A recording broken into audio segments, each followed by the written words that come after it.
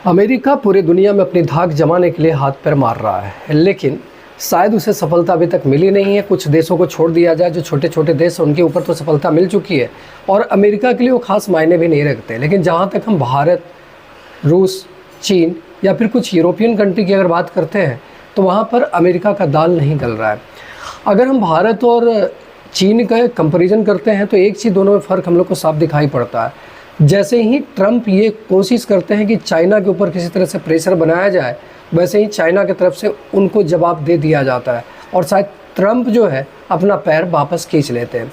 लेकिन भारत के केस में ये उल्टा है। भारत जो है ट्रंप के जवाब देने को बहुत उचित नहीं समझता है और शायद ये हमारी कमज़ोरी को दिखाता है, क्योंकि जब तक आप जवाब नहीं दोगे तब तक ट्रंप जो है आपके पीछे पड़े रहेंगे।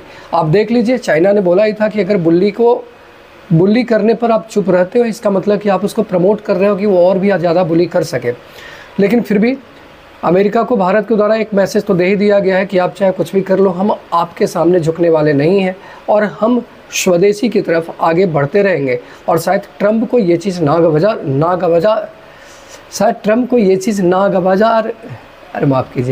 नागवार गुजरा और तभी जो है ट्रंप जो है इस कोशिश में लगे हैं कि किसी भी तरीके से भारत को इस तरह से आइसोलेट कर दिया जाए कि अल्टीमेटली भारत जो है ट्रंप के सामने झुक जाए या अमेरिका के सामने। और इसका ताज़ा उदाहरण आप देखिए होंगे, सऊदी अरबिया और पाकिस्तान के बीच जो टाई अप हुआ है, वो टाई अप कुछ लोगों का तो ये भी मानना है कि ये टाई अप अमेरिका के द्वारा कराया गया है भारत पर प्रेशर बनाने के लिए, और शायद हो सकता है सही भी हो। लेकिन इसके बावजूद भी भारत जो है ट्रंप के सामने अभी तक तो नहीं झुका है। आगे देखते हैं क्या होता है और उम्मीद यही करते हैं कि भारत के स्वाभिमान की रक्षा करी जाएगी और यही नरेंद्र मोदी शायद करने चाहते हैं।